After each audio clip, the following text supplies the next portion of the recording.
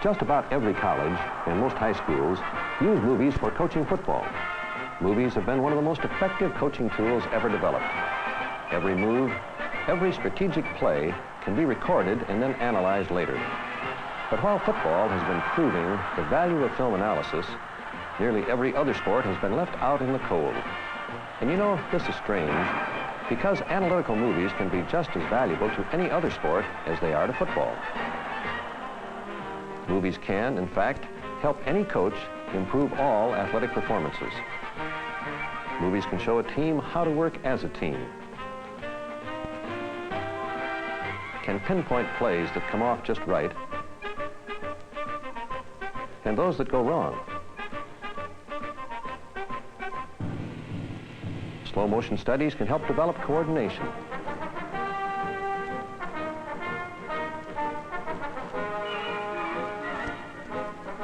Improve balance and timing.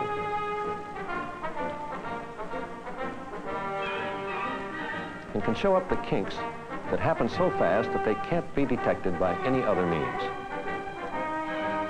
All the advantages that movies give to football are just as applicable to every other sport. Perhaps there have been pretty good reasons for those other sports being left out in the cold.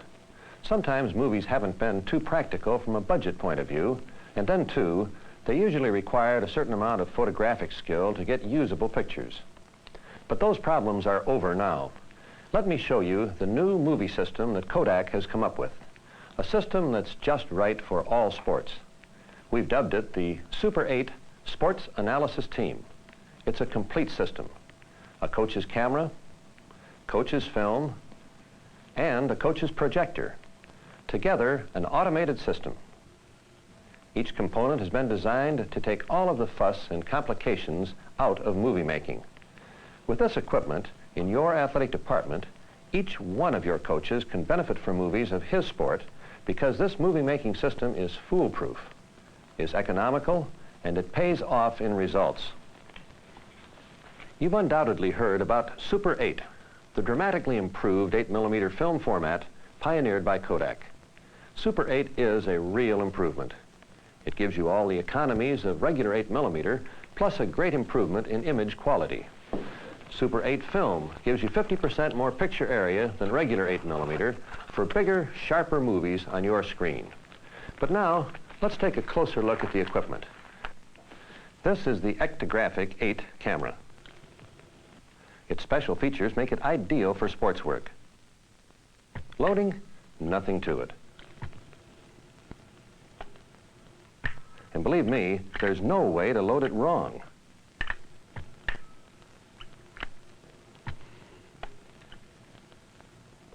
What's more, you can unload and reload so fast, you'll rarely miss a play. Exposure? Don't give it a thought. Each film cartridge has this indexing slot that tells the camera all about the film speed. You don't have to set a thing. The camera adjusts itself automatically to give you proper exposure for any location or light level. There's a sensitive electric eye behind the lens to do all the metering for you.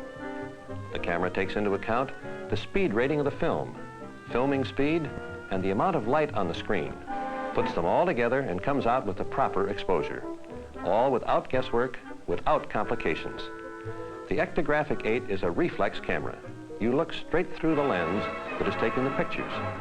You see exactly what the film is getting. That orange mask is off camera, so to speak, but it lets you keep your eye on the play and still anticipate the action around the center of interest. The camera also has an excellent zoom lens that's powered by a battery. Its 5:1 zoom ratio allows you to pull back for wide angles that show the whole situation and then zoom in quickly and smoothly for a close-up study. Of course, you don't have to zoom. You can use a lens to get the size picture you want. This, or anything in between. This one zoom lens takes the place of several ordinary lenses. Like the zoom lens, the camera is run by electric drive. But what makes this the ideal camera for sports is that it will run at different speeds, permitting you to choose the type of analysis that best fits your needs. 18 frames per second is for normal coverage. 24 frames to slow down and smooth out the action, and 32 frames for slow motion study. We'll see in a minute how the action can be slowed down still further in the projector. Changing the camera speed is simple. Just set the speed dial for the speed you want, and the camera makes all the speed and exposure adjustments for you. Now let's talk about film and lighting, or rather, the absence of any special lighting. Although we're shooting this film in color, for fast, local processing or economy, you may prefer black and white. Either Kodak Plus X or Tri-X reversal film. Tri-X is that dependable film coaches use for night football. It's fast enough for you to shoot indoors or in just about any other available light situation and get full coverage without any special movie lights. Outdoors, of course, you'd pick Plus X reversal. Its speed is designed to give you best results for daylight shooting. Right here, we better say a word about your Kodak processor dealers, the people who are set up to provide fast, quality service for processing these two fine black and white Super 8 films and give you any other help or information you may need. The last member of the Super 8 sports analysis team is the Kodak Instamatic M70 projector.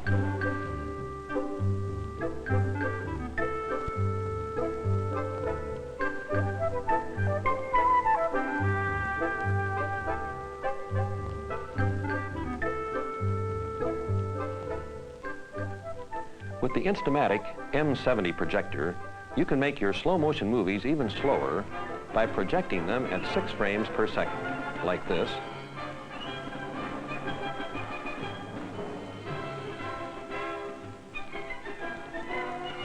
Or you can go backwards and forwards for critical review.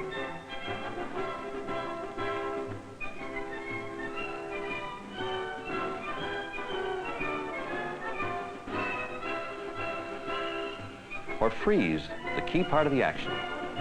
You can project your film just as it was shot, or use the high-speed control to race through the footage to the next particular shot you want to review.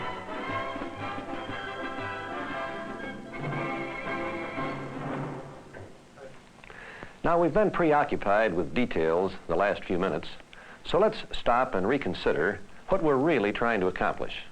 That is, to provide every coach of every sport with a tool to help his boys reach their top potential, improve their individual performances, gain maximum rewards from the time and energy invested in athletic programs.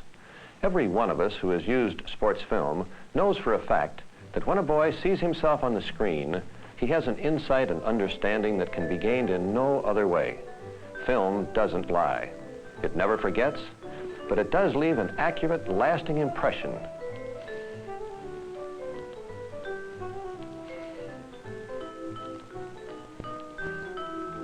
One sidelight. When this picture you're looking at was being made, the cameraman was besieged by the boys to see the results.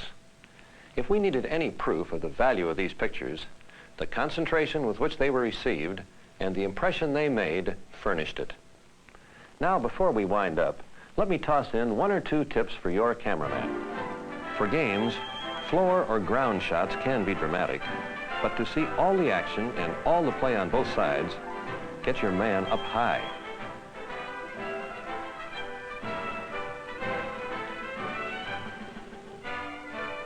If possible, give him plenty of working room so he can follow the action freely. If he's jammed in somewhere, the crowd is bound to get in his way, particularly if the going gets exciting. Again, here's a quick kick from the ground. Nice shot of the kicker, but that's about all. Here's the same kick in slower motion and from a high angle. You see every man, every assignment, and you see how the play turned out. For football, basketball, soccer, and similar games, the best general rule is to set your zoom lens for a picture just big enough to catch every significant man in the play and no more. For individual performances, keep in tight and slow the faster actions down with your speed control.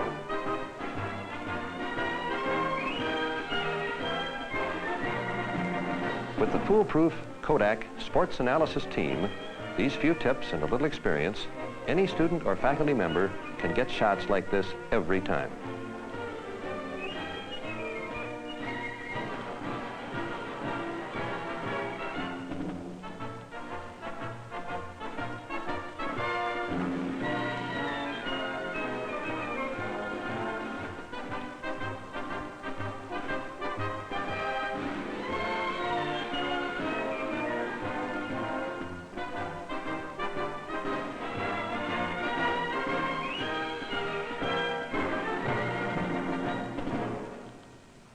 So I guess that's about all I have to say for today.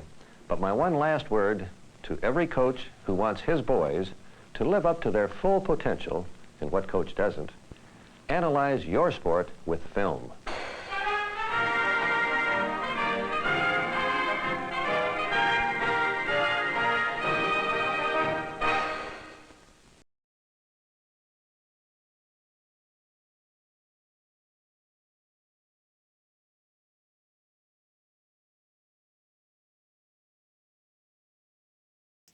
Sorry, I was trying to adjust the light here. It's not very spotlighty, not very conducive to video. Sorry. you figure this is like week 9, right? You think I'd figured all this out, but sometimes something changes, like I have to move a piece of furniture or whatever. Anyways, I'm Skip Alsheimer of AV Geeks. We collect old 16mm educational films and show them to folks like you. And we've been doing this for, I don't know, 25 years-ish or so. The fact that we are doing it from the basement of my house and doing it from the internet is something that we just started doing 9 weeks ago. So thank you for joining us, and I'll try to keep what we're showing palatable. Yeah, that last film, Kodak, advertisement for how great their products are for capturing sports footage. And a lot of people noticed it's all about boys, because this is before Title IX, before funding was actually going and encouraging and mandating women's girls sports. So there's part of that. Super 8 was relatively new when this came out, and it was certainly something that Kodak was pushing more and more. I have a small portion of sports films that were shot, mostly football, mostly high school football, and they're shot up high, and they're really literally for coaches to watch and to show his team, and they would show it back on a analyst projector that would run slow, and sometimes you'd have a little remote and you could advance it a frame at a time or reverse it a frame at a time. Analyst projectors are really awesome. But, man, if you don't thread them right, they will shred a film. That was my experience with the analysts that I had that eventually just fell apart. Anyways, yeah, sports. I mean, there's lots of stuff captured. I got from a university in New York a bunch of sports films that they had on 16 that they had already digitized. They're like, here, we're just going to toss these. You can have them. And so there's a variety of different things. You know, there's traditional baseball, basketball, football, but then there's wrestling, and then there's crew and all this stuff. Lacrosse, you name it, sports. This next film is a science film, and it's really kind of cool. So this is 1,000,000 to 1. Enjoy. You name it, sports.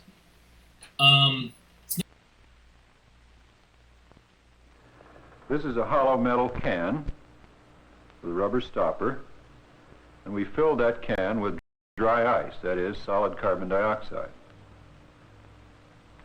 Now, you know solid carbon dioxide is very cold. This white stuff is just frost that's gathered on the outside of the can. Now, as the can absorbs heat from the room, the carbon dioxide evaporates and turns into a gas. The gas takes up more room than the solid, so it has to go somewhere. It can't come out the top, so it comes out a little hole here in the bottom of the disc.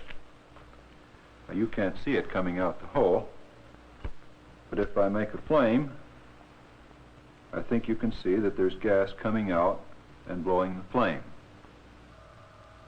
Now, if we put the disc with its stream of gas coming out the bottom down on our tabletop, which is made of a very smooth piece of plate glass, we can wait a moment while the gas coming out builds up pressure underneath, which it has to do in order to escape. By now, the disc is floating on this film of escaping gas. That film is so thin that I'm sure you can't see it from out there. I can scarcely see a space between the disc and the glass myself. But if you'll come and look over my shoulder, I think I can show you that there is a space by slipping underneath the disc this piece of tinfoil. I took off a chewing gum wrapper. Now we'll slip the tinfoil between the disc and the plate glass top of the table, showing that there is indeed a space, a thin film of gas between the disc and the glass upon which it's resting. The purpose of this is simply to reduce the friction to a point where we won't have to worry about it or measure it in our experiments today. It's fun to play with this thing. Let me show you. I'll give it a little push, just a little one. And there it goes, moving sedately. No sign of slowing up. Come on back. Same thing the other direction. It takes only a very tiny force to start it in motion. Let me show you that.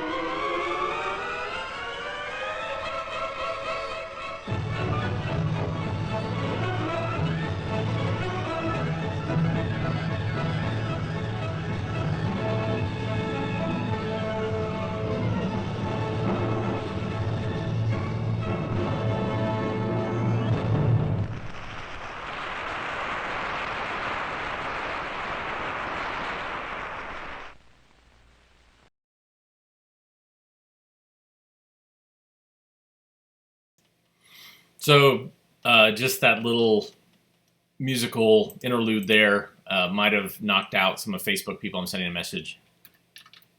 But wow, a flea circus. This is one of the reasons I love collecting films, is to see this little cultural thing. I don't know where that was. I don't know if that was like in Times Square area or, where it was. But, to see that neon for the flea circus and, how it got pushed to the back and there's all these arcade games up front is really just phenomenal. So there you go. Science. Love it. Speaking of science and the dangers that technology can bring us, it's not just fleas, giving fleas the ability to carry heavy books, eventually giving them weapons to fight. You like that jump I made? Here's another example of a wonderful, useful technology and how it could go horribly awry. This is conveyor belts. Be careful.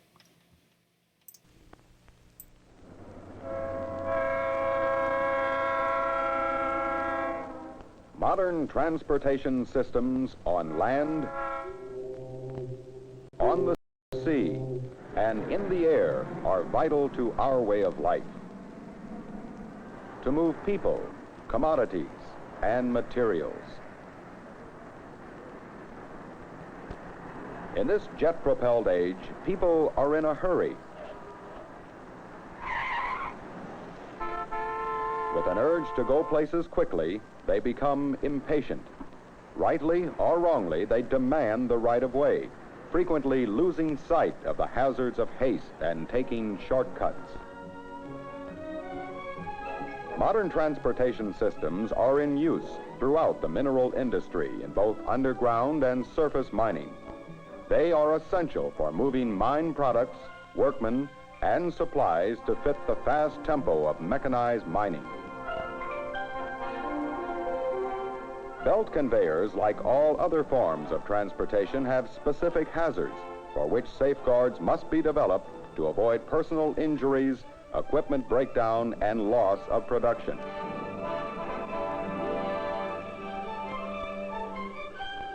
Belt conveyors are not a recent innovation. They have been used many years for all sorts of industrial applications. In mine transportation, belts have been used for more than a quarter century. Their use has been stepped up in recent years because they offer continuous, rapid transportation for the flow of products.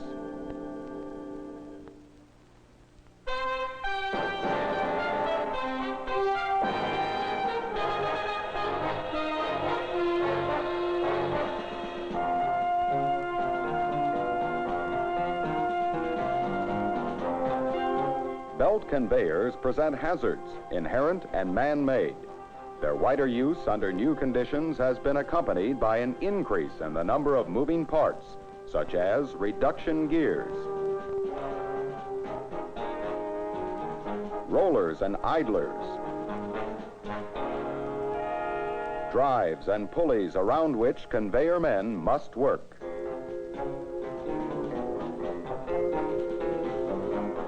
The greater number of moving parts not only increases maintenance requirements, but also increases the chance for accidents. Usually an accident happens when it is least expected, injuring someone who least expects it, like this workman, for instance. With the belt running, Mike was cleaning up around the belt line when he noticed that a roller was sticking. He tried to correct the situation using a screwdriver.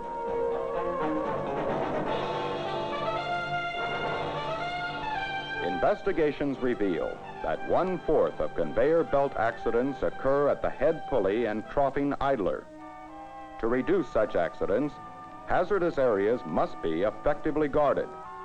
Lighting installed to permit visual inspection without entering the guarded area, and bright painted signs should be posted where needed. A common belt installation is one for transporting ore from a dumping point to the main haulage road, where it discharges into cars for transportation to the surface.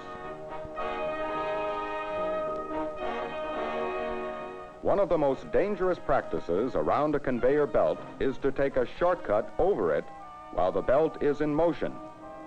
Guarded crossovers are usually provided at points where it is necessary to cross over moving belts, but workmen don't always use them. In addition, a belt control line by which stop switches can be activated should be provided along the entire length of the belt. When workmen decide to take a shortcut over a moving belt rather than walk to a crossover, they invite trouble.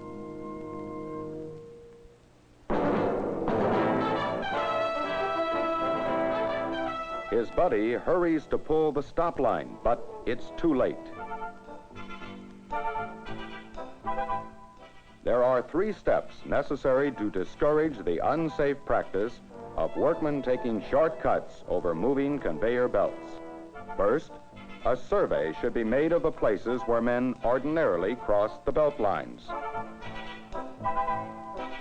Second, crossovers should be installed at these places. And third, we should insist that only the crossovers be used. Here is another conveyor belt accident. The foreman instructed Tom, a conveyor man, to clean up the spillage around the drive motor and mechanism at the drive pulley.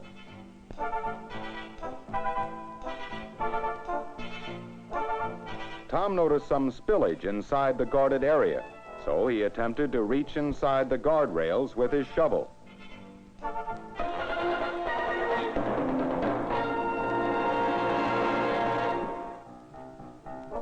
84% of conveyor belt accidents occur during cleanup operations.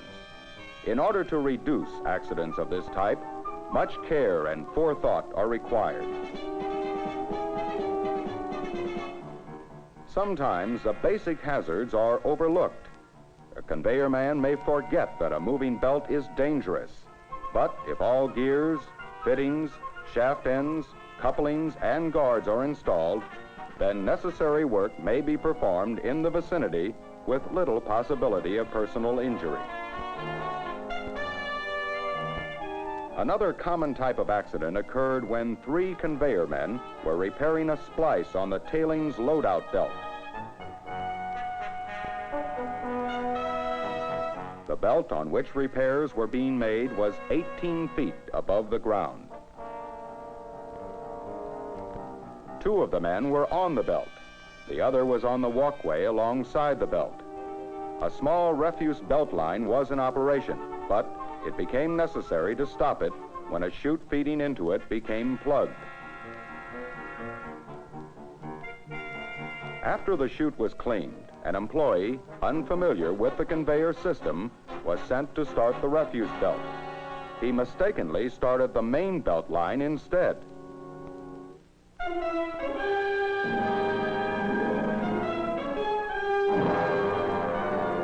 One workman was safe, but the others suffered severe multiple injuries. Accidental starting of machinery under repair can be prevented by providing maintenance men with safety locks to lock out control switches. This procedure should be strictly enforced. Accidents happen when least expected, and investigations reveal that they occur with a higher frequency when work is being done in a hurry by someone like Clarence, who today arrived at work 15 minutes late.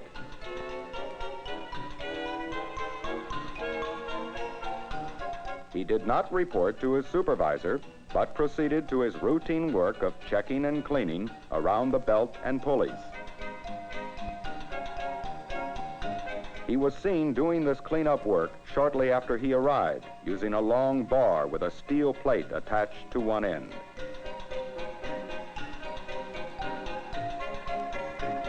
When he observed built-up material on the tail pulley, he used the bar to clean around it.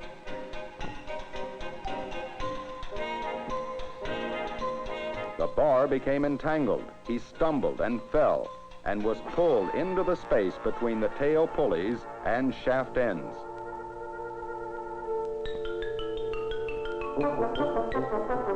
The direct cause of the accident was carelessness, the failure to stop and lock out the belt before attempting to remove adhering material from the pulley.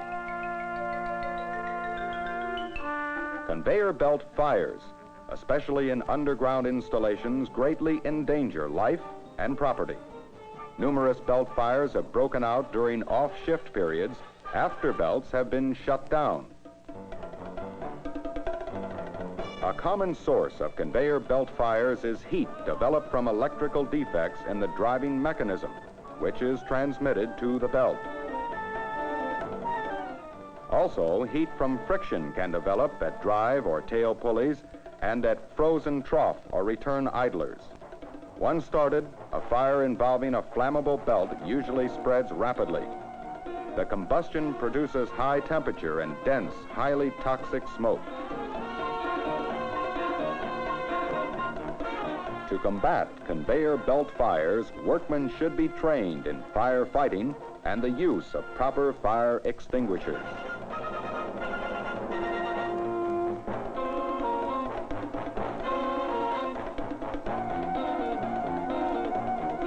Fire extinguishers should be maintained in good working condition and should be available at convenient locations. Frictional heat is also caused by belt slippage due to faulty belt tension, foreign particles, and overloading the belt.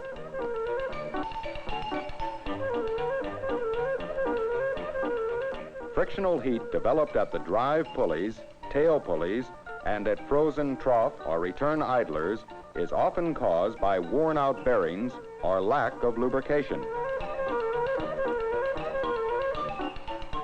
Frictional heat may develop at any place along a moving belt where it rubs against a stall part or obstruction. This can be overcome by having control switches in the driving motor installation that will automatically stop the motor when the belt slows down, slips, or stops. To prevent belt fires, all belts should be fire resistant and the entire belt system carefully aligned.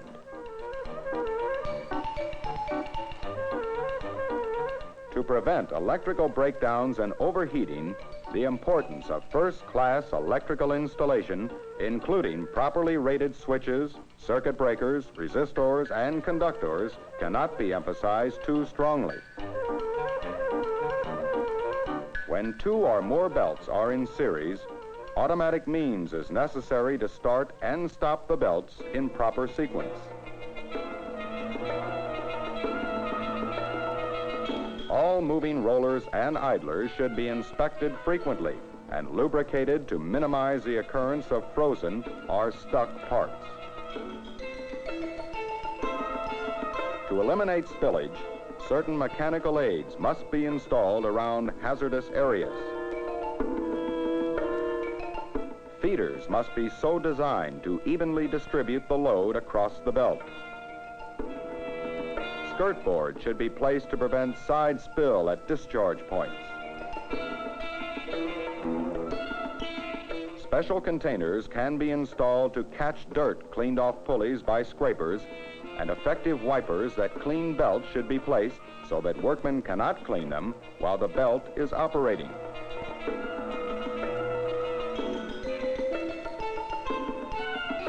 Extended grease fittings and other mechanical aids should be installed so that work can be performed from a safe distance and not as shown here.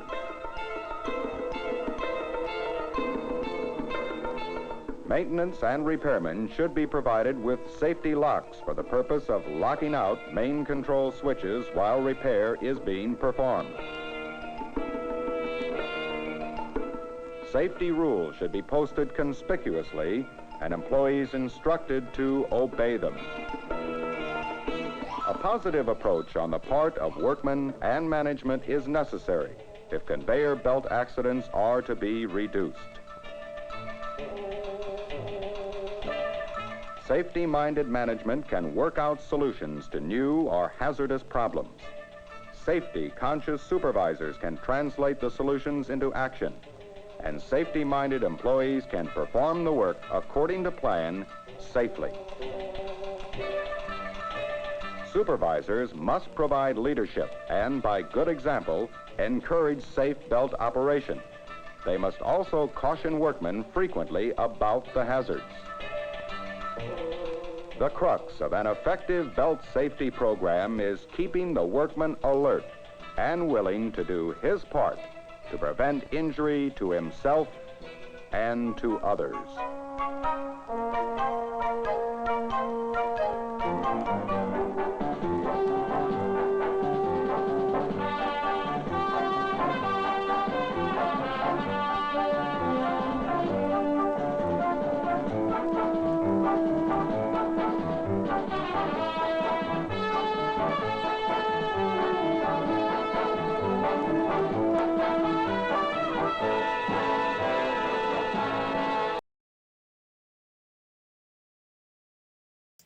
Woo! Everything you wanted to know about conveyor belts, but we're afraid to ask. Some amazing lingo being thrown out there. And man, definitely some danger there, some widowmaker types of situations. really fascinating. This next film is about garbage. It's not your garbage, it's my garbage.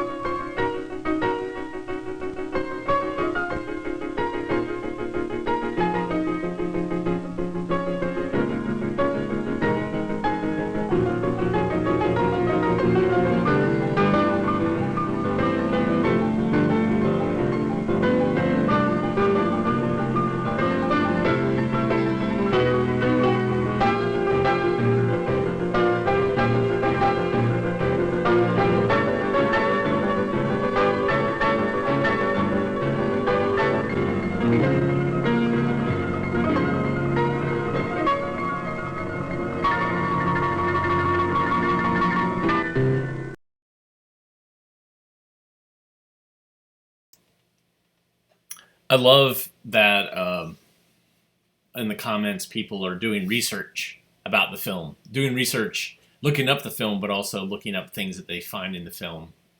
Ian looked up the actual street address of, what was it? Which tab are we on? 33 West 88th Street in New York City, and on Google Maps. And they somebody else looked up the Life magazine cover. You guys are great. I love doing stuff like this. Anyways, I'm just gonna go ahead and do it. Clowns, man. There's clowns in this next film. Brace yourself. Some of you seem to have a negative response to clowns. This film is made for kids, and it features kids as clowns in a weird way. It's I'm sure some of you who've maybe watched Riff Tracks have seen this film, but here it is, unriffed. I was the one that put it online, so they used it. So here we go. If mirrors could speak.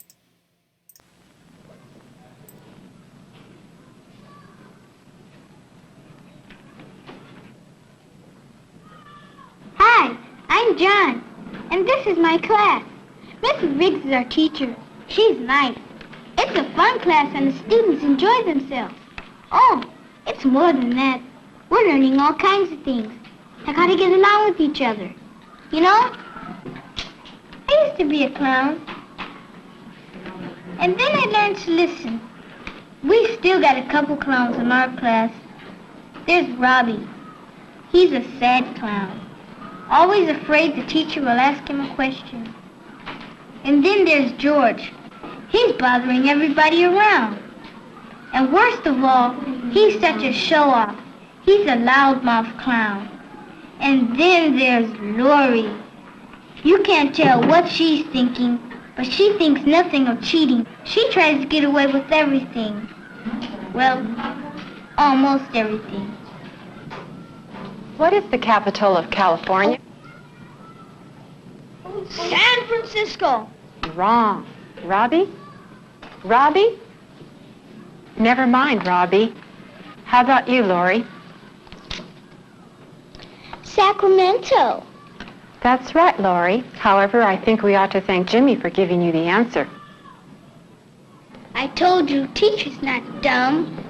Put your books and papers in place before you leave. Have a good lunch.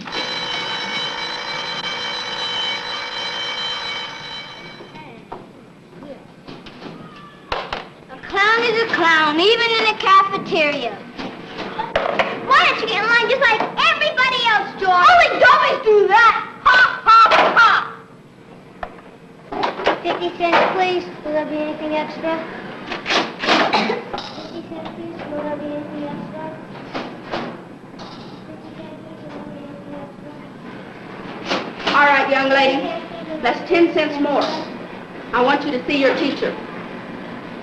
50 cents. Robbie doesn't do anything. He just sits by himself all the time. Hi, Robbie. Mind if I sit down?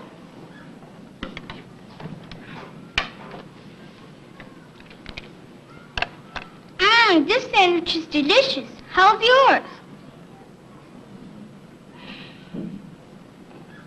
Want to play some ball after lunch?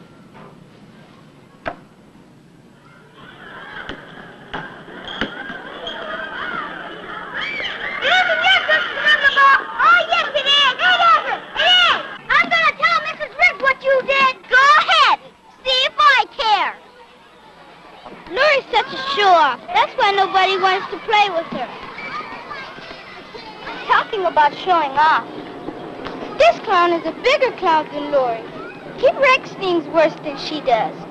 He writes his name on his seat, his desk, even on a school bus. Doesn't he know all these things belong to all the people? Even you and me?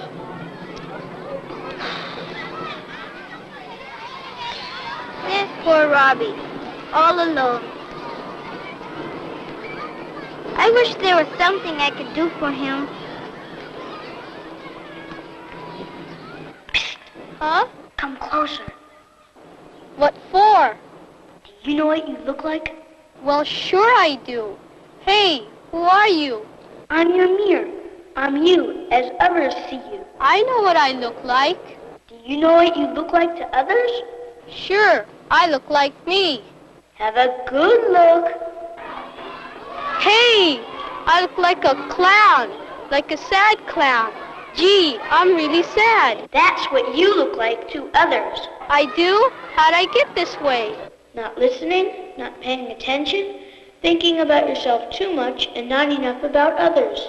I don't understand what you mean. Take a closer look and you will. What is the capital of California?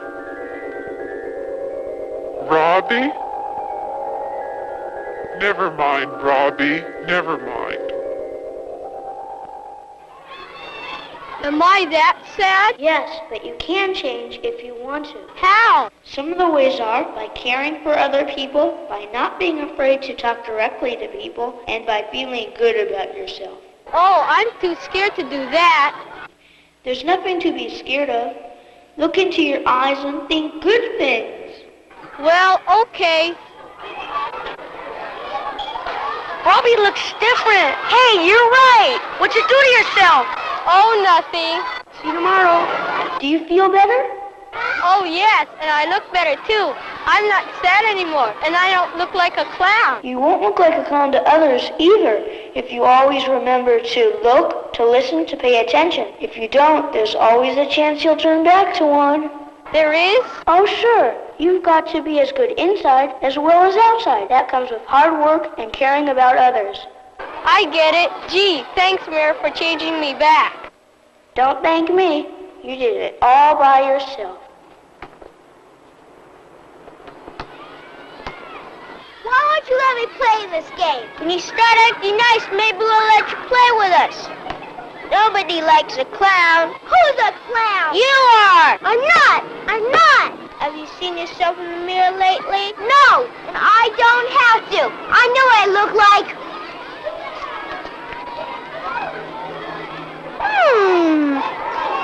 I thought I saw a clown. Well, it looks like it can't be. Me? A clown? That's right. Who's that? It's you. What do you mean it's me? I am you, and you are me. Have I always looked like this? Only when you're not nice to others and do bad things. Do I have to go around for the rest of my life looking like this? No, unless you want to. Honest, I really don't. Then think how you were. How do I do that? By trying not to hurt, cheat, or lie anymore. I never did anything bad. Honest. Look at yourself real close.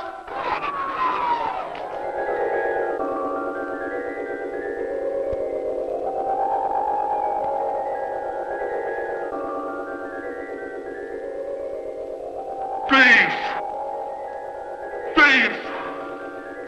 Thief!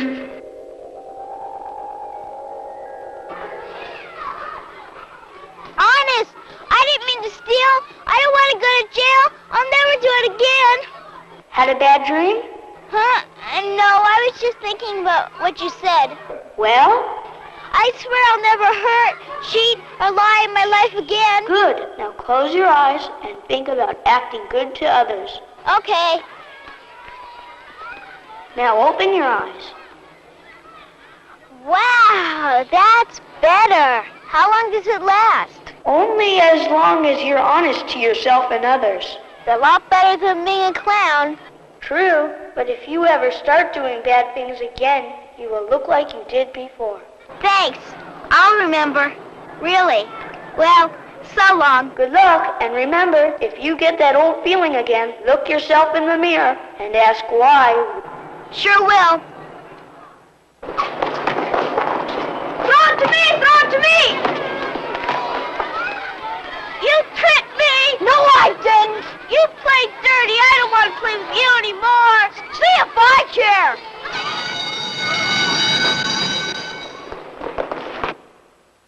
Have fun?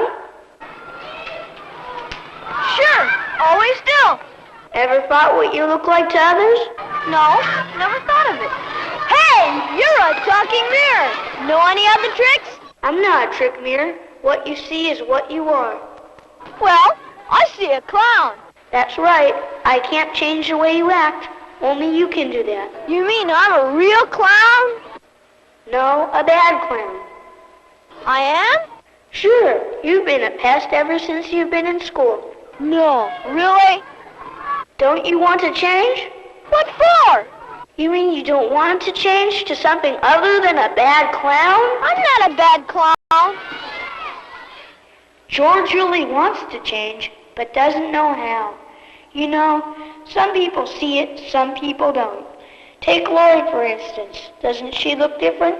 She's learning to listen and learn. The kids like her better. Wonder if it's gonna last. And Robbie, he's not sad anymore. See how proud he sits? And he's looking up for a change. Gosh, I hope he stays that way. And oh well, George, there's always one, isn't there?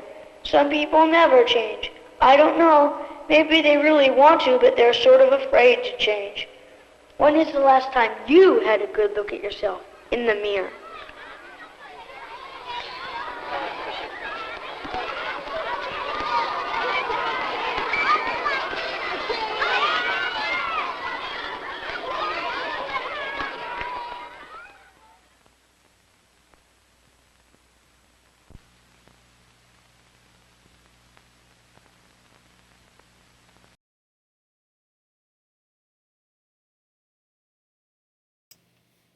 Anti-clown film. I think clowns have their purpose in society, and somebody pointed out that, see, even this film doesn't like clowns. Well, there's a difference between not liking clowns and being terrified of clowns. I don't know where I really sit on the clown political spectrum, but clowns, man. What are you going to do? All right, so this next film is actually made by a North Carolina filmmaker. This guy, Walter J. Klein, was based, I don't know if he's still with us. We did a retrospective of his stuff in Raleigh. He showed up, and I think he was in his 80s. Anyways, he had an ad agency in the 50s, and then started making sponsored films that were basically paid for by somebody to sponsor, to advertise, whatever. But some of the key things that he worked on, he helped do the ad campaign for South of the Border, Texas Pete, Chimney Rock, and some other key North Carolina businesses. So the deal with this, and what I learned, he wrote a book called The Sponsored Film, but also we learned during the Q&A, is that he would come up with a script, or his team would come up with a script. Then they would shop it around to different companies to see if they wanted to sponsor it. And they would say, this is how much it's going to cost. We will make this many films, and we will distribute them to schools, or we will distribute them to TV stations. And this would be free programming for a TV station. And there would be an ad at the beginning and at the end, and maybe a product placement in there somewhere. I'm going to sneeze. Excuse me. Pollen. So anyways, almost all of his films have some sort of sponsorship at the beginning and at the end. And sometimes the sponsorship has something to do with what the film is about. Sometimes it's just out of the blue. So this next film is called The Big Yellow Fellow. And it is wacky. And it was filmed in Charlotte, North Carolina. And let's see who sponsored it. Enjoy. The makers of Charms Puffs have helped make this film for you. It's our way of thanking you for making Charms America's most popular puffs.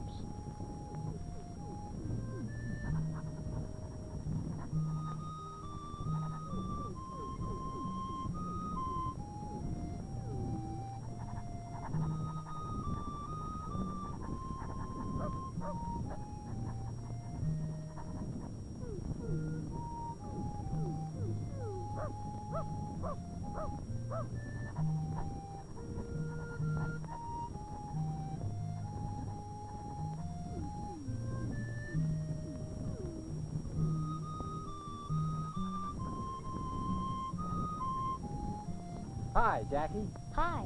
Who's your friend?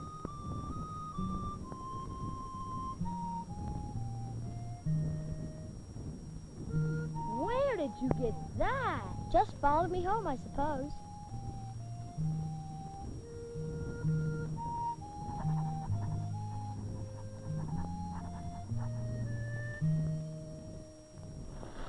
My boy, Jackie. Oh, what a kid.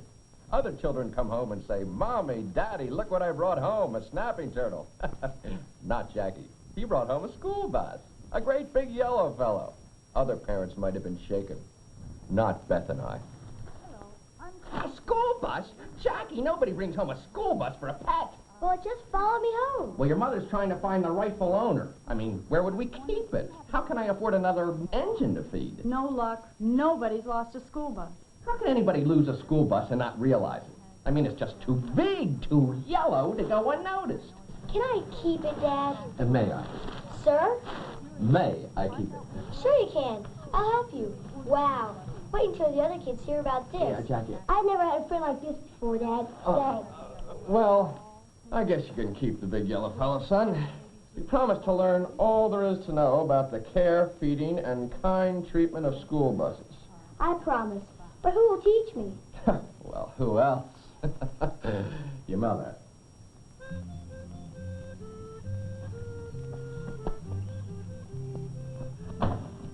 I get to keep you, big yellow fellow.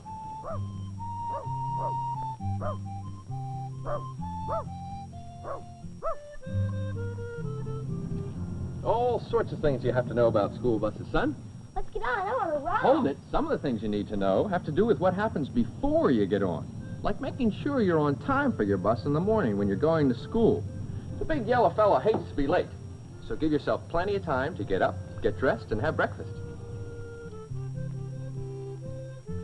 If you have to walk along the road to your bus stop, remain on the left side of the road, facing the traffic, and stay on the sidewalk or path while you're waiting for your bus. Stay off the street. The street is much too dangerous a place for you to wait. We don't want you hurt. Okay, now I'm on the left side of the street, but here comes my big yellow fellow on the right side. That is a problem. We'll have to cross the street. Now let's make sure that we look both ways before crossing. All clear. Has the bus really stopped? Good question. Be certain that it has, and be sure that all the traffic has stopped. Great. Let's go. That's a pretty big bus, Dad. Should I go in front of it, behind it, or under it? In front, always. And make sure that the driver can see you. Oh, and if you drop anything underneath or in front of the bus, tell the driver before you get it. Say, look who's driving today. Mom! Watch your step and use the handrail when you get on and off the bus, Jackie. You don't want to fall or slip. Gee, if Mom can drive the bus, I guess anyone can.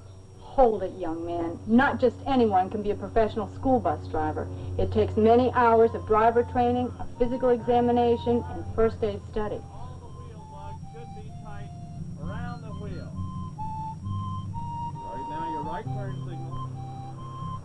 Start your turn. Not too wide. All right, check your curved mirror. All right, let the wheel come back to you. Let it come back. That's good. Now, next maneuver. Your school bus driver wants to get you from home to school and back safely. You want your driver to pay attention to the driving. But what can a little fella like me do to help big people like you drive a bus? Don't talk too loud. Huh? Can't hear you, Mom. Don't talk so loud that you'll disturb the bus driver. It's especially important to be quiet at railroad crossings so the driver can hear if a train is near.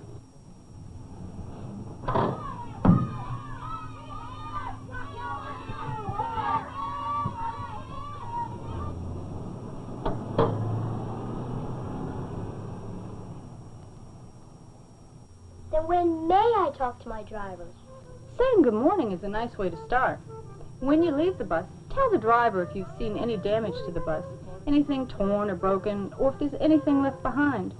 If you want to open a window on the bus, be sure to ask the driver for permission. Mom, got a problem. What's that? Well, what if a little fella like me, riding a big yellow fella like this, needs to talk to someone, and the driver's busy? Sometimes there are special people on the bus ready to help. Your dad is here to tell you a little bit more about riding a school bus. We want to make sure you stay safe on the bus, Jackie. Remember, keep your head, hands, and arms inside the bus. You could injure yourself very seriously if they're outside.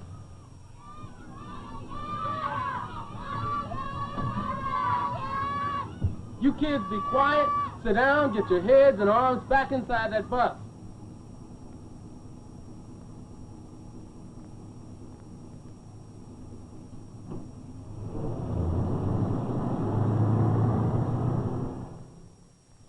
You know, there's something else that should stay inside the bus, and that's anything you bring on board. Don't throw things out the windows. But maybe I'll see a friend of mine, and I'll have a piece of gum I want him to have, so I'll just toss it to him. And no, throwing any kind of object out the bus window can be very dangerous and is always against school rules. When you have trash, save it until you leave the bus and take it to a wastebasket. And don't throw things at the bus either. A snowball or a rock isn't funny if the driver's distracted and loses control. The lives of many children, including you, Jackie, are in the driver's hands. So drop the snowball and the rocks. And don't bring any snow, sticky things, loose foods, or anything else that could spill, melt, or stick to the seats or floor. Maybe if I'm not a fireman, astronaut, or president of the United States, I might decide to be a school bus driver. An honorable profession, I assure you. But don't forget, drivers have important responsibilities. Accidents can happen. On the bus should be a first aid kit, fire extinguisher, flags, and reflectors.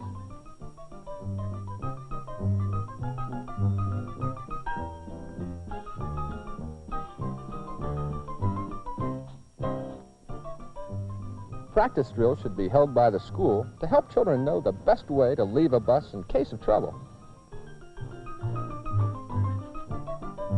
The driver will usually be the last person off the bus to see that no one is left behind.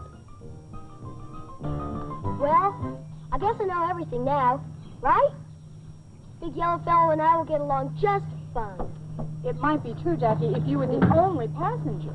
Joey, Millie, Billy, and Lily, Fran and Jan, Ed, Fred, and Ned. All of you are riding with me? Lots of children ride the big yellow fellow. That's why we have rules, to keep everyone safe and happy. Don't bring real big things on the bus. There might not be room on the bus for you. If you have very large objects, ask someone to drive you to school. Keep the bus aisle clear of all objects. We don't want anyone to fall on the way to a seat. Keep your books and legs out of the aisle. We want to keep the aisle clear in case of emergencies. Also, boys and girls should always stay behind these bars.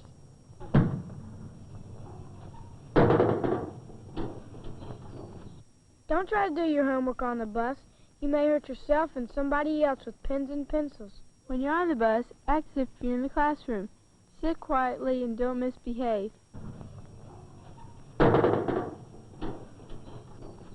Sit in your seat until the bus comes to a complete stop. And if somebody does misbehave and doesn't follow the rules, talk to the driver later.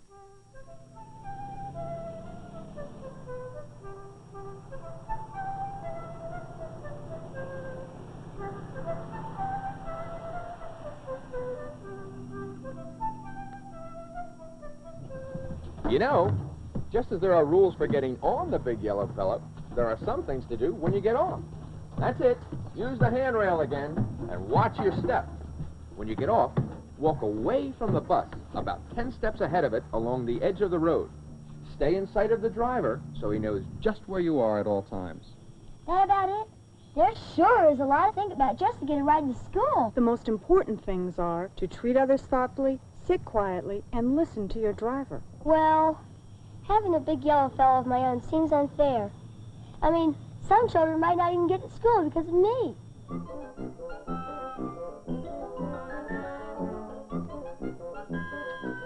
Come on, students, come on.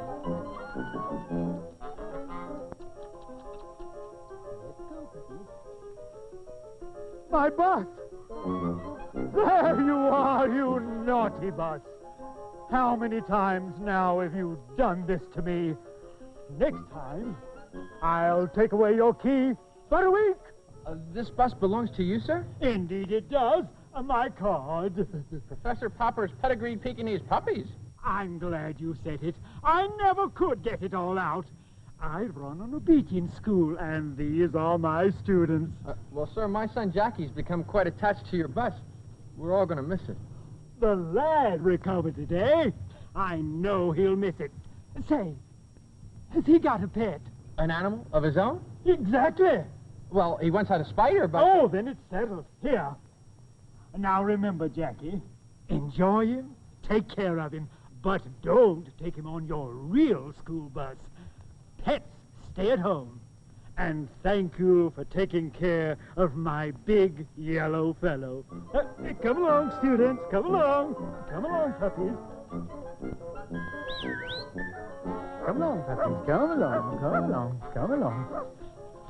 Come along, students. Come along. Come along, students. Come along. Come on. Let's go. Come on.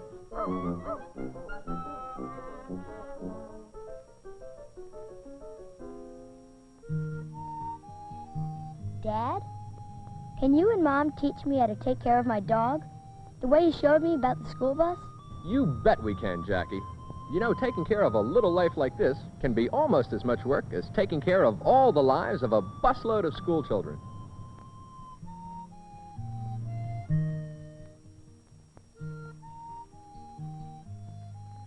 The Big Yellow Fellow has been brought to you by Charms, America's most popular pups. We hope you found it informative and enjoyable.